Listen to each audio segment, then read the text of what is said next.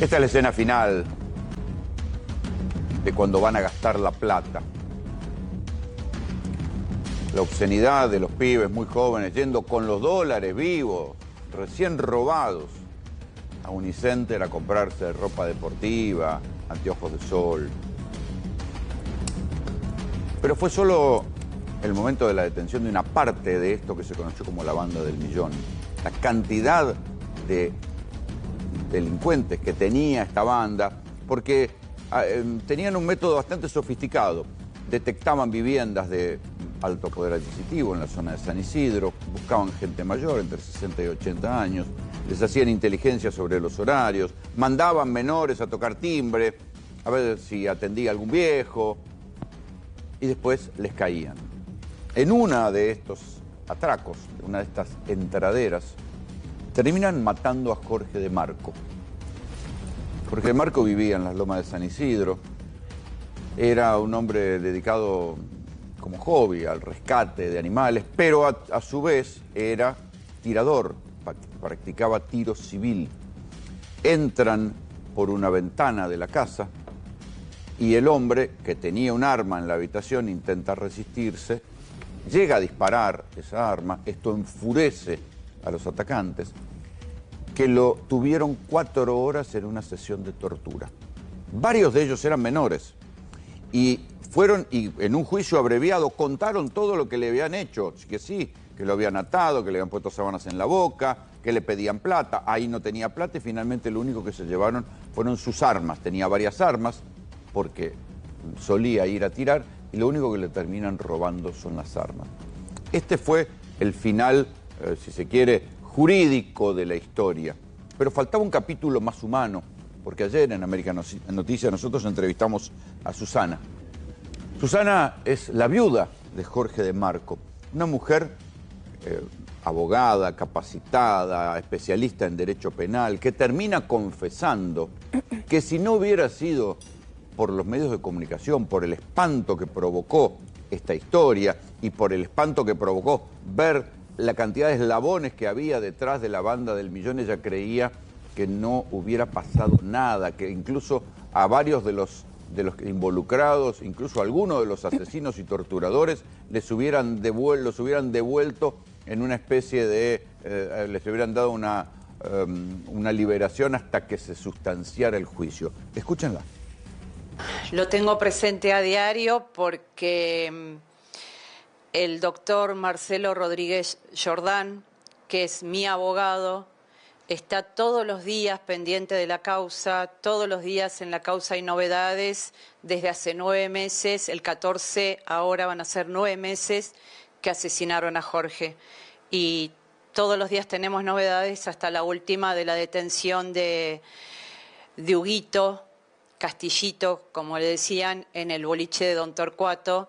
Subieron al primer piso por el caño de la cinguería, es decir, trepándose como si fueran monos hasta el primer piso, y en el primer piso entraron por una pequeña ventana, que calculamos que es el más chico que entró, y habilitó la ventana más grande, y Jorge alcanzó a disparar su arma, pero se le tiraron encima y lo empezaron a golpear de una manera y a torturar de una manera terrible. Se calcula que de entre un periodo de las 2 hasta las 6 de la mañana que se fueron. En un informe dice que hay quemaduras de colilla de cigarrillos. Obviamente con la cacha de su propia arma le golpearon la cabeza y le hundieron el cráneo. No tenía fractura de cráneo, pero sí hundimiento. Sí, le desfiguraron la cara y lo ataron con sus sábanas, que estaban todas ensangrentadas, en sus tobillos, en sus rodillas, sus manos hacia atrás con los cordones de sus zapatos, y en la boca tenía atada la funda de su almohada. Pero lo que más sufrí durante todo este tiempo es pasar a ser víctima en el proceso penal, porque ahí descubrí lo que sufrían mis clientes. Porque la justicia a la víctima la revictimiza, a la víctima no la tiene en cuenta. Me impresionó uno en particular que con su corta edad hablaba con tanta naturalidad de la muerte, de la violencia, de lo que había hecho, como si fuera un hombre de 40 años. A la víctima se la revictimiza y lo cuenta una abogada penalista, una mujer de muchos años de experiencia en juicios, y dice, ahí sentí lo que sentían las víctimas. ¿Y por qué dice esto? Porque si ella y su abogado no hubieran estado sobre el expediente, y digo, cualquier víctima no es un especialista en derecho, un abogado, ni siquiera a veces tiene plata para pagar un buen abogado, el sistema tiende o por vagancia, o por comodidad, o por andás a ver qué, o por plata puesta por abajo de la mesa, tiende a relajarse si uno no está encima del expediente. Y entonces, esta mujer dice que tuvo que exigir que volvieran a hacer la audiencia con uno de los acusados, porque la habían hecho sin que ella y su abogado estuvieran presentes. ¿Y por qué? Porque iban a hacer algún arreglo. Bueno, sobre todas estas cosas hay que estar encima. Y fíjense que siendo una mujer de derecho termina diciendo, si no hubiera sido por los medios de comunicación, no hubiera habido justicia para Jorge de Marco. Entonces ahí uno dice, ¿pero por qué? ¿Qué secretos se ocultan una vez que se cierran la puerta de los despachos?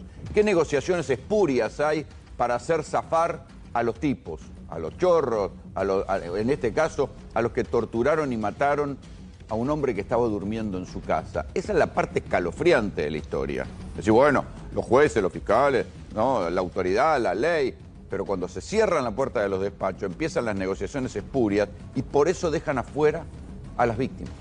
¿Cuánta gente tenía esta banda, Bobby? Más de 30. Ya a esta altura más de 30, porque tengamos en cuenta además que habían detenido. Cuando fue a posteriori del hecho, piden un remis a la Villa La Cava por la cantidad de cosas que encuentran para llevarse, pero también por las armas. Ahí ya uno de ellos cayó, ese mayor de edad. Después terminan cayendo algunos otros por distintos robos. Se cebaron, en un periodo de más o menos un mes y medio, habían realizado unas decenas de ataques, entre ellos algunos muy resonantes. Por ejemplo, recordemos al propio hermano del intendente de San Isidro, a Babi Echecopar, nuestro compañero de Canal, allí en una casa que estaba ya mudándose de una a otra. A uno lo detienen, a Castillito, al que refería recién, quien se presume que es el autor material de la muerte de Marco. Lo encuentran en un boliche, bailando. Tranquilo. Se filtra la policía, tenía el dato, lo venían siguiendo, lo venían caminando y aprovecharon un momento en que se acercó a la barra en el medio de un boliche. Fíjate qué obscenidad, como si nada, cero culpa. Y al otro, el episodio que estamos viendo en el shopping, ahí detienen a varios más, después de que fueron con dólares manchados con sangre, porque pocas horas antes habían torturado a una víctima también en San Isidro, que todavía está internado recuperándose, y van un tipo de 80 años a que le fracturaron 4 costillas. Acá tenés de 12, de 15 y de 16 con dólares frescos, manchados con sangre, comprando ropa, y ahí concretaron varias detenciones más. Pero presten atención a esta historia que